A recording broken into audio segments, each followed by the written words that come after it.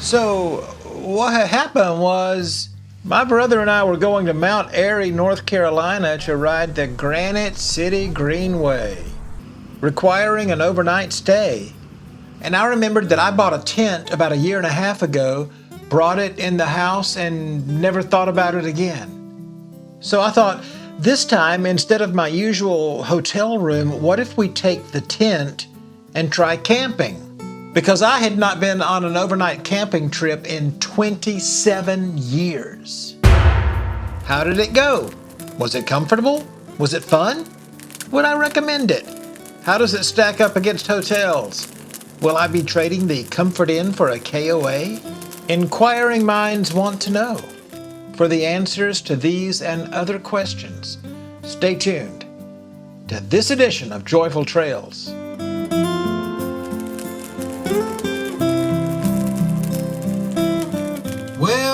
Well, look what the cat drug in. I'm back! As you know, in Southwest Virginia, just across the state line, Yes. lies Fancy Gap, Virginia, and the Fancy Gap KOA. Hello, welcome to Fancy Gap Campground. So we were on our way to Mount Airy, North Carolina, to ride the Granite City Greenway. A good time was had by all, and that will be an upcoming video here on Joyful Trails.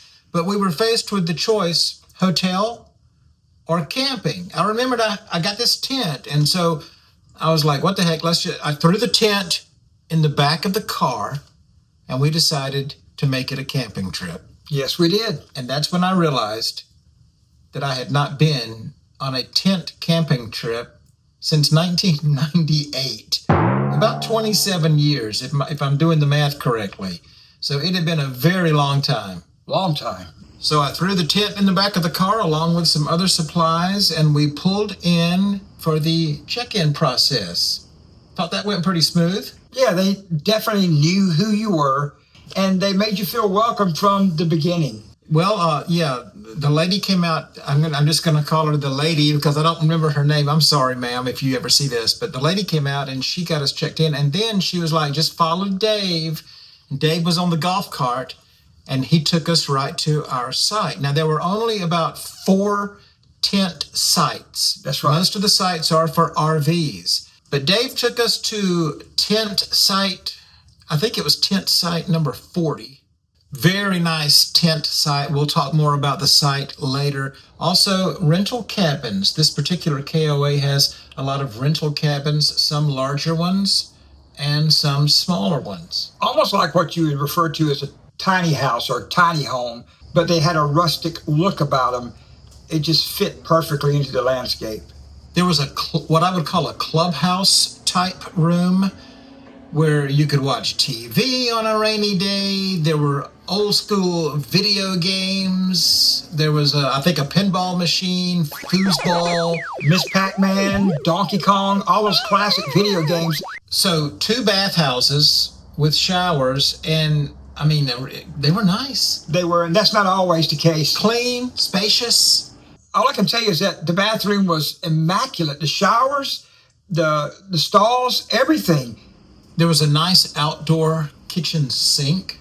They just thought of everything. In my opinion, one of the nicest campgrounds you could go to. And a general store with everything. Yeah.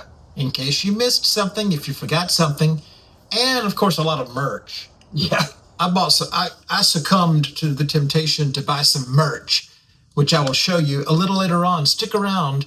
And firewood and food delivered to your campsite. Come on. Via golf cart.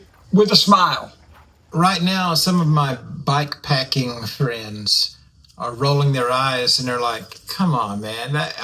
That's not even roughing it whatsoever. Yeah, what are you talking about? These guys are, what they do, they throw a tent, a lightweight tent on their bike, and they just stop and sleep God knows where. Just wherever they find right to sleep. Right.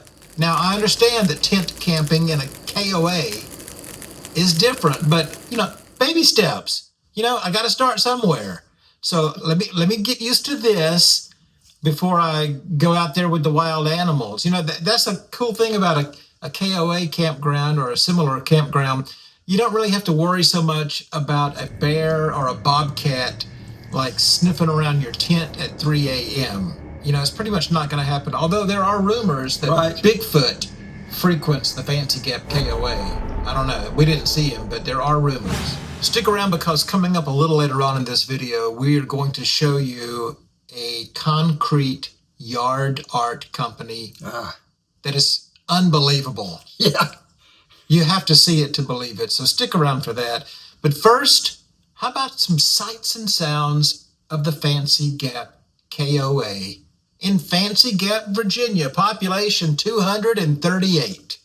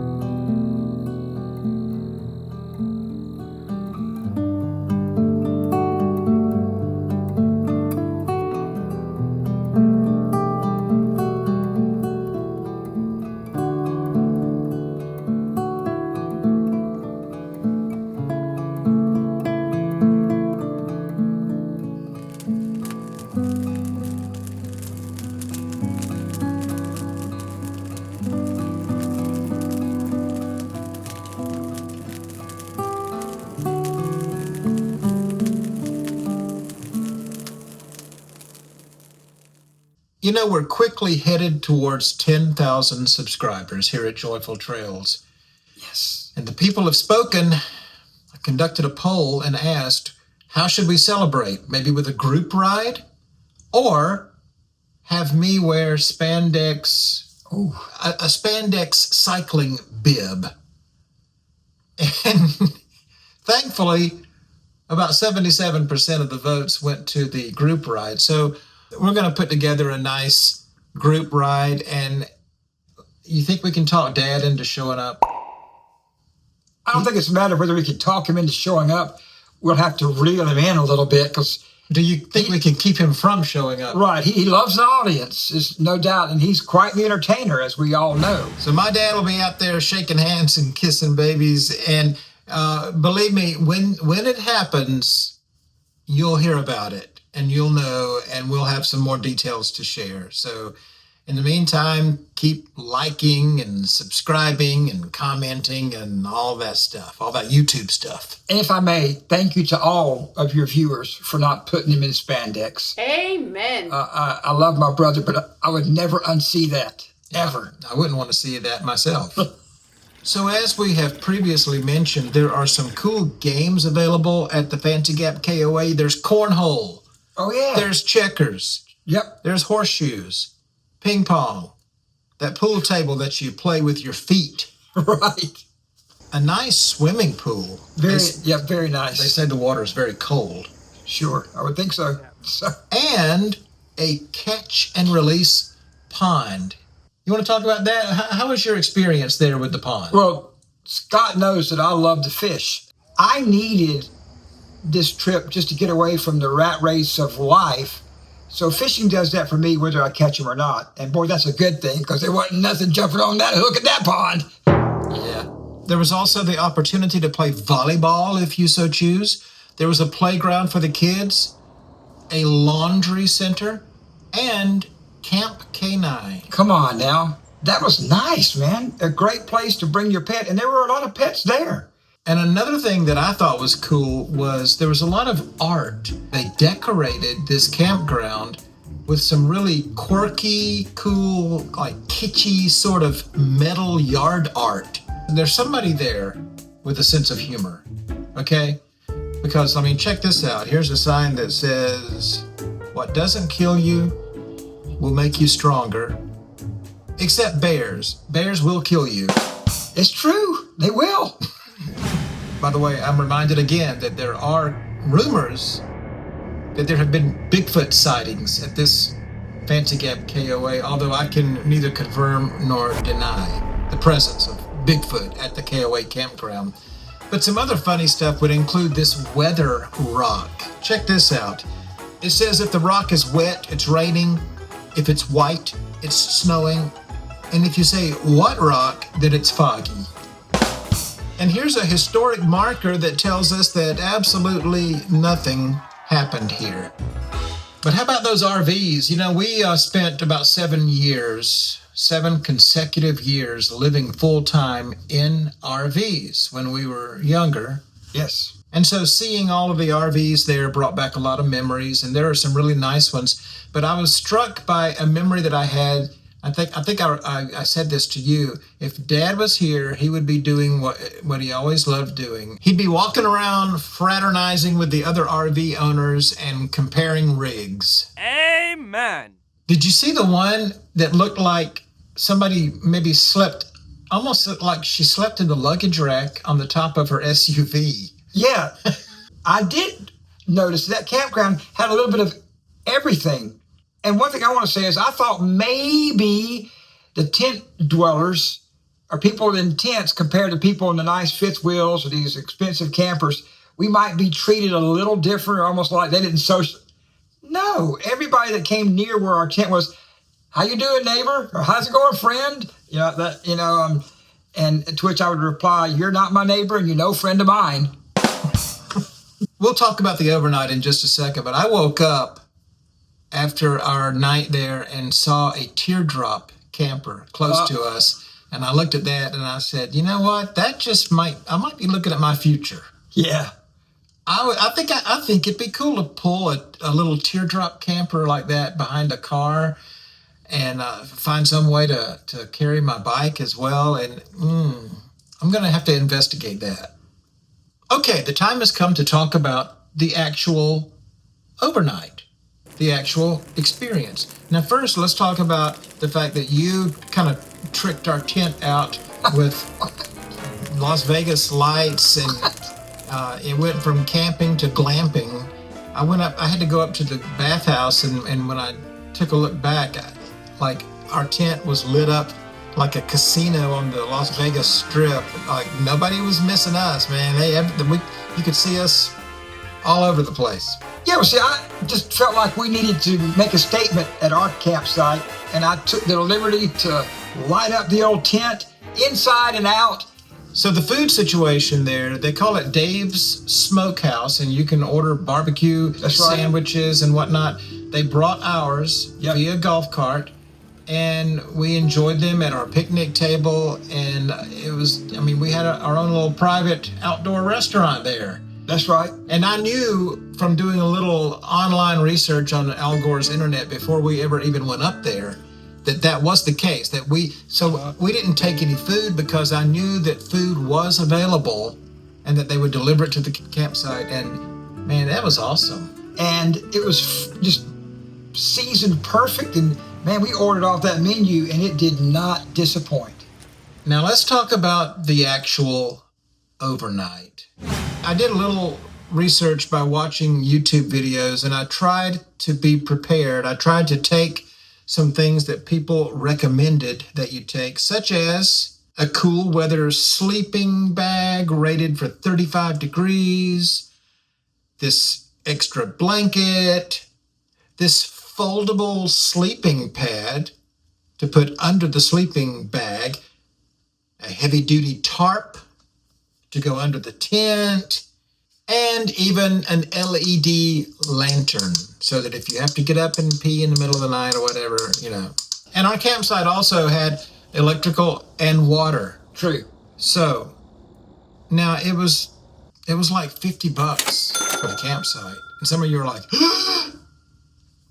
it had electric and water and a nice shelter and a picnic table and a fire ring. And Yep. so, look, $50 is a lot less than $130 at a hotel. And it had more amenities than most hotels have, even nice hotels. Yeah. This is the thing. This is my foldable pad that goes under my sleeping bag. This is trash, ladies and gentlemen. When you held that up and showed it to me, I thought it was a car shade for the front of your windshield. Let me just say this. I didn't know. Now, you were a lot worse off than me, as it turns out, and we'll get to that in a second. Like, you were like, I hate to just rag on you I right wasn't now, ready. but you were not ready. I wasn't ready. My sleeping bag kept me warm. I slept all night. I didn't have to get up. I didn't wake up except for the tossing and turning because I felt like I was sleeping on a concrete slab. It was that bad. Now, you were even worse off because about 2 o'clock in the morning or whatever, I hear zippers zipping up everywhere. And you were freezing to death and closing up all the windows. Cutting off the airflow because it was unseasonably cool that weekend. You know it was. But I think you just grabbed a couple of lightweight blankets from in the house and just... Exactly. You're like, whatever. Yeah, I'll be fine. Yeah. I had a yoga mat. That's what I had. A thicker yoga, like exercise mat. You know, what happened during the night is I quickly took off the stuff that was keeping me comfortable and put it on top to keep me warm because he had unzipped every single possible thing that could be unzipped for airflow, and it started getting cold. And yeah, I got up and I was just zipping everything, closing it all down. And then this extra blanket, what does it say here? What does that say? I can't read without my glasses. I can't. It's see a that. packable blanket. Yeah, this packable blanket is what saved you. Oh, I took it. Yeah, because you were freezing to death until you wrapped up in this thing. Because you had it as like an extra. You know? Lessons were learned, and I took notes. I made notes, and we're going to bring. I'm either going to get I've done more research on YouTube, and they say to either get an air mattress or a cot. And I've got my eye on a foldable cot. And so the next time I go, I'm going to be sleeping a little bit off the ground on a nice padded cot. Well, and it's going to make all the difference in the world. Stick around for the exclusive Joyful Trails star rating. But first, let me share with you. Look at this. See, I like stuff like this. This sign was on the wall inside the men's restroom in one of the bathhouses. It said, always pray to have eyes that see the best in people. I'm working on that. A heart that forgives the worst. I'm working on that. A mind that forgets the bad. Wow. I'm working on that. And a soul that never loses faith in God. So I think that tells you a little bit about the people that run that joint. And I would agree. Yeah, it's just a really comfortable feeling there. Yeah. So on our way to the state line, we came to a place called Cana, Virginia, and Poor Boys Variety. Check out the concrete yard art at this place. What'd you think about that, Tim? Very elaborate, and I've never seen so much in one place, and they paint them. They're unique. And by the way, I did speak to the ownership, and they said they ship that stuff all over the country. Wow. Yeah. So the next time you're anywhere near the North Carolina, Virginia state line, stop by Poor Boys. get you some concrete. It's about time to land this plane, but just before we do, I mentioned that I went to the general store and kind of overdosed on the merch a little bit. Check out this awesome t-shirt, man. Yeah, that's nice. Fancy Gap KOA t-shirt. You'll see me wearing that in some Joyful Trails videos. And I even got a Fancy Gap KOA magnet and a Fancy Gap KOA sticker. And this is going to go on my bike, I guarantee you. Look at there. It's Bigfoot. Well, if you've ever had a sticker in your Fancy Gap, you know how painful that can be. Wow. So now going forward, we're not going to give a star rating for every campground. It wouldn't be right because of location and proximity to things or whatever. But because this is the first in 27 years. That's a long time. Why not? Let's assign it a star rating on a scale of 1 to 5. And keep in mind, we've stayed at a lot of campgrounds, and so you have a lot to compare it to. But what do you say, scale of 1 to 5? I'm going straight to the top. They get a 5, as far as I'm concerned, because there's nothing they didn't give us and nothing we needed. It was all there. It's a 5. 5 stars for the Fancy Gap KOA in Fancy Gap, Virginia. We'll be back next time with our bread and butter here at Joyful Trails, which would be bike trail reviews. That's right. Be looking for that review of the Granite City Greenway in Mount Airy, North Carolina, coming up soon. Until then, get out there and find some joy in the journey.